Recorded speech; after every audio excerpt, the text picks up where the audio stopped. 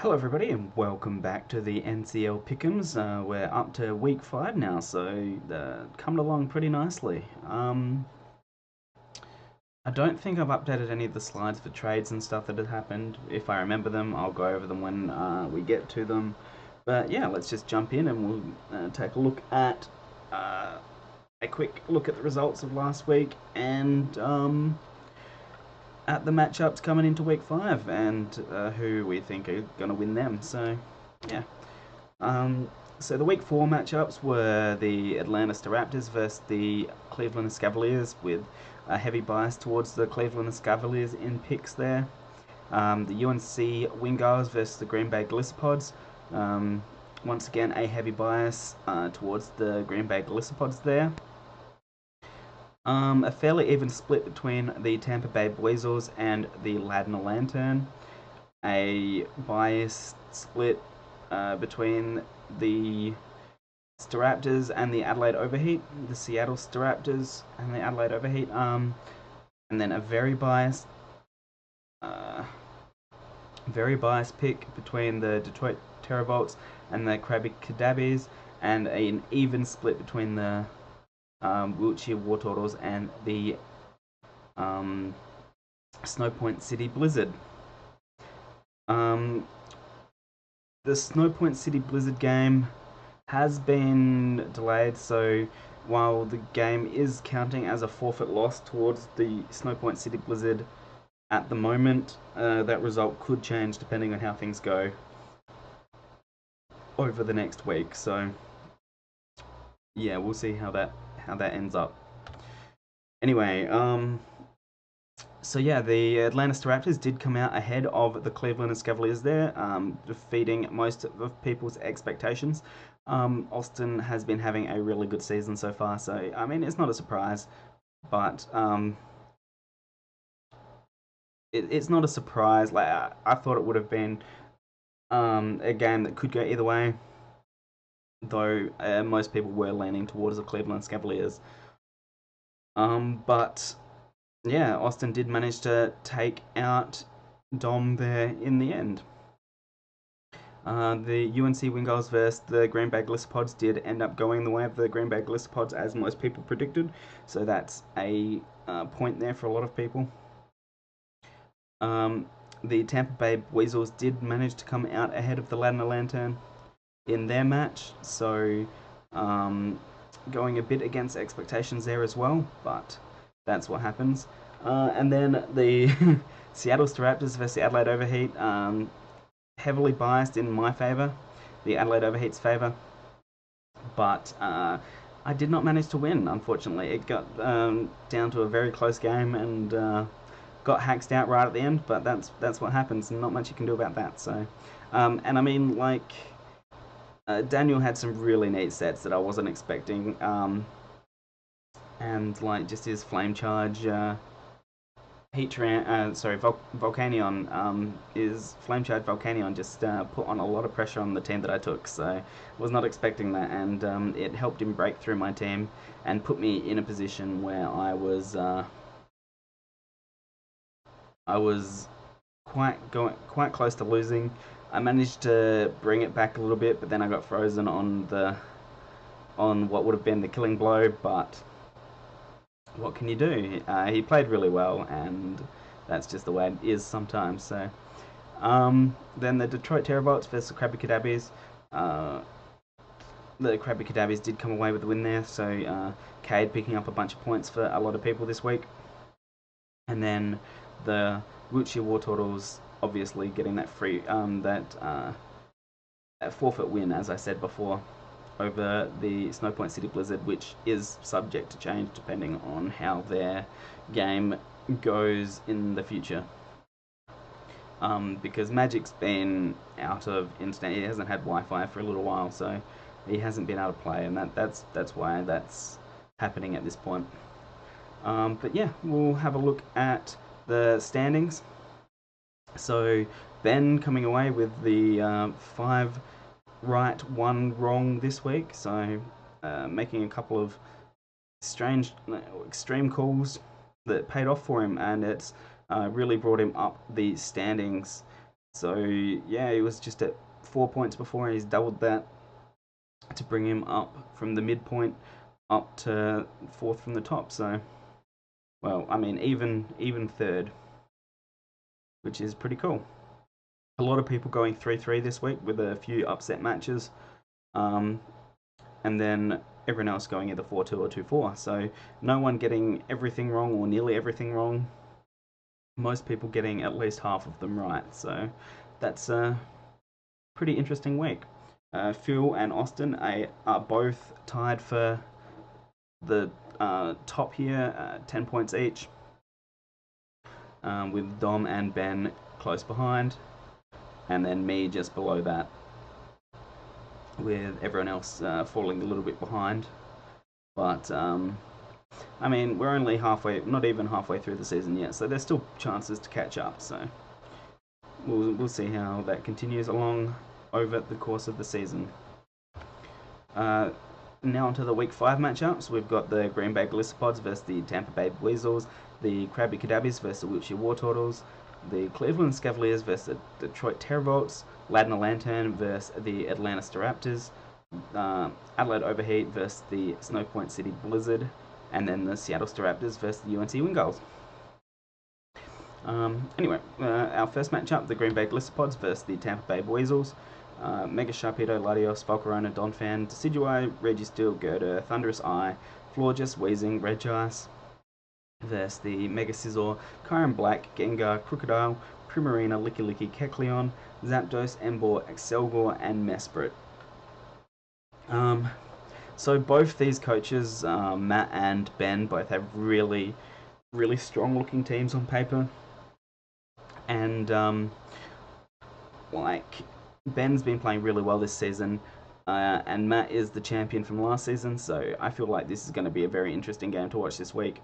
One of the games to watch if I was going to choose one. I would say this is one to watch. I think I voted on the Green Bay Glissopods to take this win, but like I could see it going either way, to be quite honest. Things like the Latios is going to put in quite a bit of work just because of its speed over the threats like the Kyron Black and the Mega Scizor and stuff like that. Yeah, Ben doesn't have the fastest team, with his only Mon really being over that 100. Zapdos is 100, but Excelgor is only like much faster than 100 Mon. I don't think Mesprit is super fast either. So, oh, and there's Gengar as well. So Gengar's quite fast, but yeah, he doesn't have many. Whereas Matt does have that Latios. He does have that Thundy.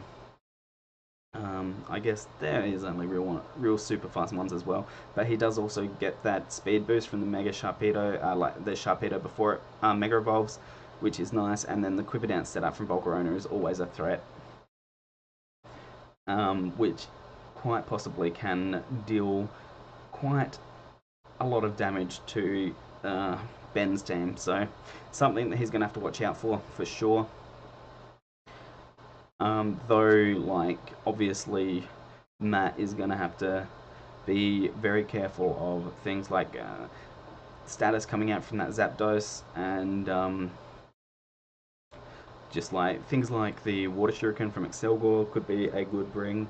That's going to give Volcarona some trouble right there. And, like, he doesn't have the most convincing defenses for something like Gengar's Shadow Balls, like just Shadow Ball spam and stuff like that. So, yeah, it's going to be an interesting match for sure. It could go either way, but I believe I voted for the Green Bay Glissopods. So, and that was the majority, but it was a close vote. So we got the Green Bay Glissopods getting 7 votes and the Tampa Bay Weasels getting 5. Next, we got the Krabby Kadabbies versus Wuchie War Turtles.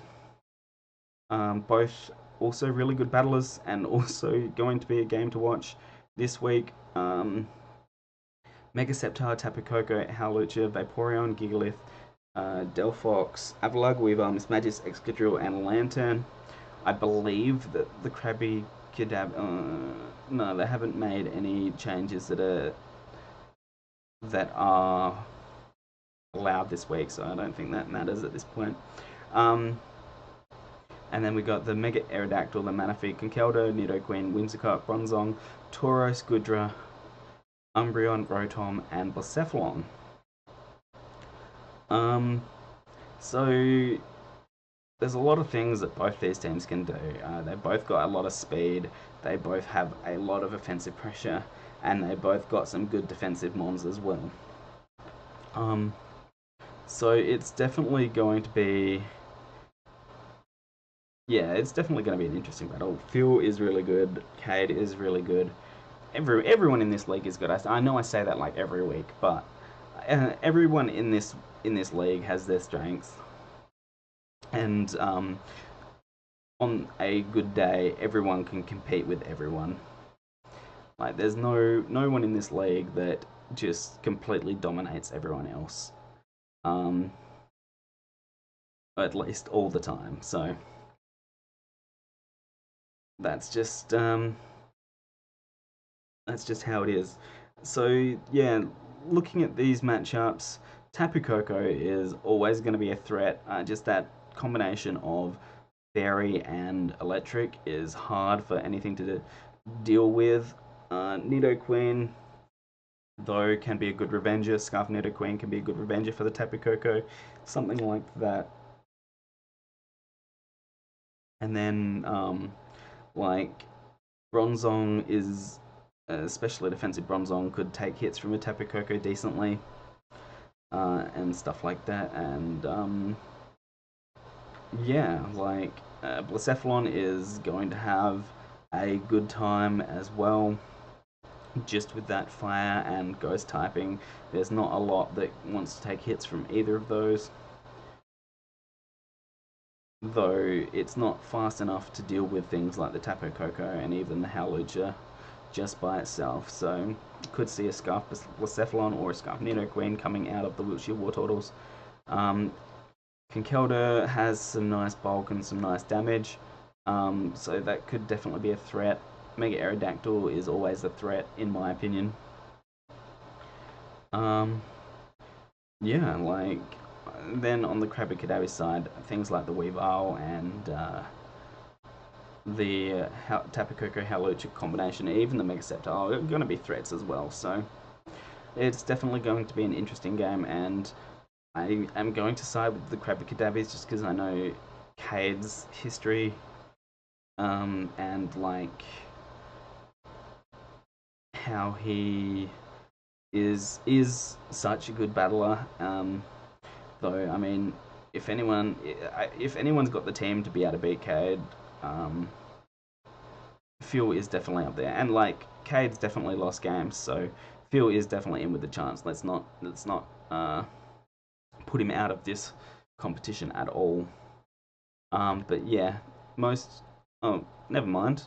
I can't even remember my own votes. I did vote for the Wuchie War Turtles, so having faced Phil a couple of times, I think he has the ability to beat Cade, is what I'm gonna say.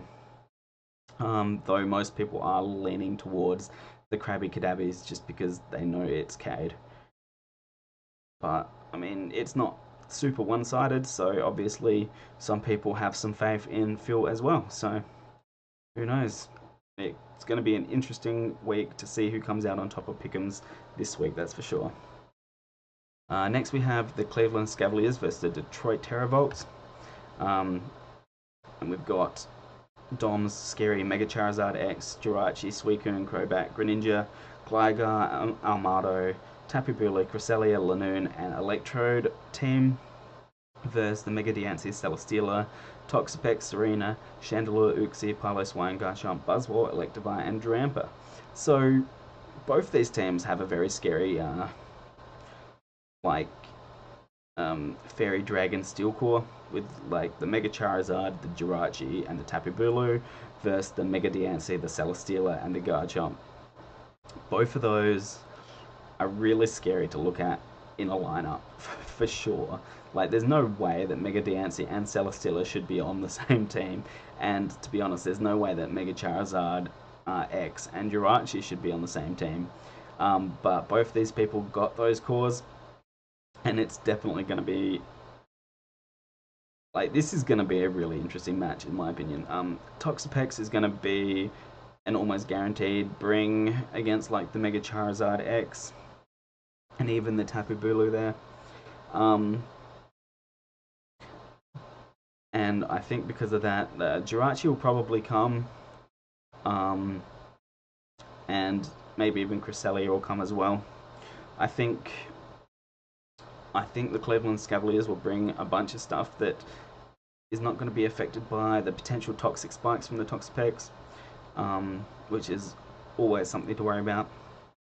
And he's going to be bringing some psychic moves to try and break that Toxapex as well. Though, like, ground moves will be useful as well, though Gligar isn't really going to be doing the most damage to the Toxapex, so I feel like either a Zen Headbutt from the Jirachi or Carmine Psychic Psyshock from the Cresselia, one of those two, will be coming this week for sure. And I think a Carmine Cresselia is not out of the question just because of no Dark type on the Detroit Terravolt side, on Nacho's side here. So that's something that Nacho is definitely going to have to keep an eye out for, I think. So yeah, the Cleveland Cavaliers definitely have some good setup options, though so does the Detroit Terravolts. You're not really going to want Chandelure to start calm winding up either. He does have the threat of Toxic Spikes from the Toxapex, Stealth Rocks coming out from the Piloswine or the Uxie, or even the Garchomp if you wanted to go that route. But either way, it's going to be a great matchup between these two scary looking teams. So yeah, I'm going to side with the Cleveland Cavaliers just because I feel like Dom's been having a better season than Nacho has this season. But once again, this is going to be a game that could go either way. Though it does look like most people are using my logic as well, with 10 people going for the Cleveland Cavaliers and 2 going for the Detroit Terravolts. But yeah, as I said, like, the game I feel like will be closer than what these pick'ems are showing, or what we're thinking it will be, but I do feel like that Dom and the Cleveland Cavaliers will come out ahead in the end.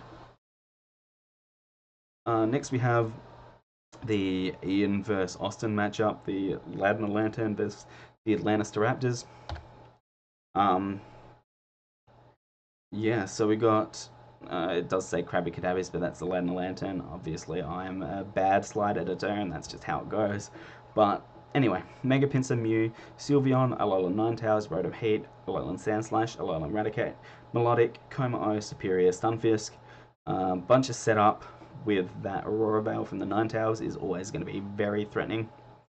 But Austin's been having a really good season. He's no losses at the moment, so hopefully he'll be able to keep that up. Hopefully for his sake. He's got the Mega Altaria, the Victini, the Gliscor, Tangrowth, Empoleon, Cryogonal, Haunter, Raikou, Keldeo, Zoroark, and Ferroseed there, with a strong defensive core of that Gliscor, Tangrowth, Empoleon, is going to be able to, like, that combination is really, like, works really well together. It can tank most things by switching around there, but if he switches too much, then Ian's just going to be able to set up, and if he takes too much bulk and not enough offense, then he's not going to be able to break through the Aurora Veil to put pressure on Ian and just allow him to set up for free. So it's going to be an interesting match to see which way this goes, for sure. I think Austin will definitely have to bring a defogger to try and get rid of that Aurora Veil or Brick Break, either one, to try and deal with that Aurora Veil if Nine Tails does come and it does bring it. Though he does have the best defogger on his team, so it's quite possible that the Empoleon will come there with the Stealth Rocks and the defog. Stealth Rocks are quite effective against Ian's team, so something he has to watch out for there. Like 4 times effective against the Mega Pinsir, 2 times effective against the Ninetales, 2 times against the Rotom Heat, and then yeah, that's basically it. But nothing else really appreciates it. Alolan Sandslash can come in alright. But I'm not sure how good Alolan Sandslash really looks against this team. It doesn't look too bad, actually. Iron Head will destroy Mega Altaria. Earthquake will destroy Victini. Icicle Crash will destroy Tangrowth. Earthquake will destroy an Empoleon. Iron Head Cryogonal. Earthquake Raikou. Keldeo is a decent wall to it. Gliscor will get destroyed by an Icicle Crash. If it hits, it can miss. I know that from my own experiences. Haunter, is weak, so it's not really going to want to be taking a hit from a Alolan Sandslash anyway. Ferroseed is still not going to appreciate an Icicle Crash or an Earthquake, but it's not really going to... It's going to take a couple of hits to break that. But either way, I think the combo of Alolan Ninetales and Alolan Sandslash definitely looks good on Ian's side. So that could definitely be something that comes, just going by my own evaluation. Whereas I think Empoleon is going to have to come for the Staraptors. A nice Victini could be something to bring as well, just because that does nothing on his team really appreciates multiple hits from a Victini. But yeah, there's definitely a couple of cool things that could be done on either side. So once again, this is going to be another match to watch. There's going to be a few interesting matches this week, to be honest. So yeah, I'm interested in seeing that. I do side with the... Do I side with Ian or Austin? I can't remember. I side with Ian, as do most people, just because people know Ian. But Austin is not to be underestimated for sure, as he has been doing really well this season. So his track record against Ian is not the best, but he will definitely be looking to overcome that in this match for sure. But yeah, I definitely still go with Ian in this matchup.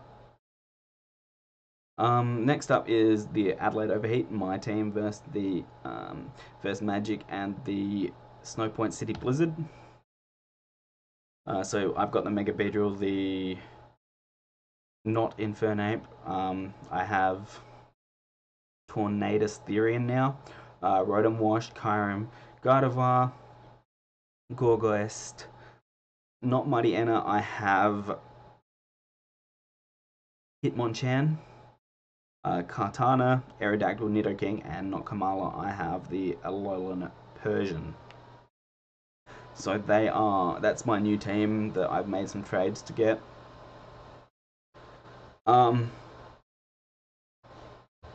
Whereas Magic and the Snowpoint City Blizzard has the Mega Aggron, the Landosterian, Ferrothorn, Pelipper, Kingdra, Meloetta, Castform, Zeraora, Ludicolo, Klefki, and the Quillfish.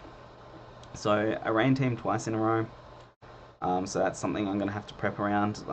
But he might be like Daniel and not even bring it.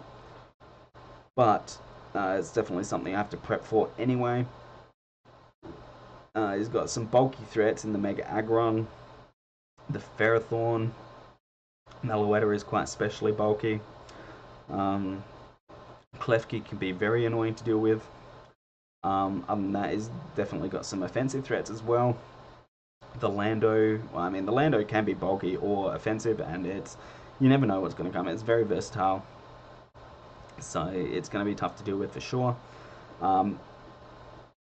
Pelipper, if he brings rain, Pelipper has to come, obviously, because that's his rain setter. Kingdra is definitely a very big threat in the rain. Meloetta can be a threat in the rain as well, with things like Thunder. Cast Form, I mean, I'm sure Magic wants to... Sorry. I'm sure Magic wants to showcase more things that he can do with Cast Form, so that could possibly come. Ludicolo, Quillfish, also Rain Sweepers, so if he brings Rain there, they're quite likely as well. At least one or two of them between the Kingdra, the Ludicolo, and the Quillfish are quite likely, so I don't want to get too deep into my analysis of this game and give away some thoughts that I might be having. But yeah, it's definitely going to be an interesting game. Hopefully it doesn't go the same way as my last game did, but I mean, he has that Meloetta with the Serene Grace, so who knows, hacks could be coming my way. I went for myself, as did most other people. Magic, the only one voting for himself. But I don't think the matchup is that one-sided on paper. But I guess we'll just see what happens in the game. So hopefully I don't let down all the people that voted for me again. So, but the best I can do is my best. And then finally, our last matchup is the Seattle Staraptors versus the UNC Wingulls. And we've got the Mega Swampert, Volcanion, Mimikyu, Metagross, Polito, Ditto, Xatu, Zygarde, 50%, Jolteon, Scolipede, Slacking versus the Mega Camerupt, Clefable, Bisharp, Haxorus, Cloyster, Rotom-Mow, Volbeat, Gothitelle, Dusclops, Hitmonlee, and not Tornadus-Therian, it is now Heatran. So a nice change for the Wingulls here for Jay. I feel it fits his team a lot better, makes his Trick Room options much more pronounced. Though something like a setup Sweeper Cloyster can still be dangerous, same with a Haxorus and stuff like that. So yeah, it's going to be a fun match to watch. Who knows how it will go. You can never count Daniel out on the Seattle Staraptors here, as he did manage to beat me. Unfortunately for me, but that's just how it goes. Wingulls do have a strong looking team in this matchup, in my opinion. Things like the Clefable are going to be nice to wall any sweepers, setup sweepers that Daniel's going to want to bring. It's going to be hard for Zygarde to break through for sure. And then Cloyster can be a very dangerous setup sweeper against a team like Daniel's. Though obviously Volcanion is a good switch in for that. If you can predict the Icicle. What move is it? Icicle Spear or something like that, whatever it is, the one that hits 5 times from Cloyster. Though I think it does get, like, maybe it gets Rock Blast as well, which Volcanion's not really going to want to take.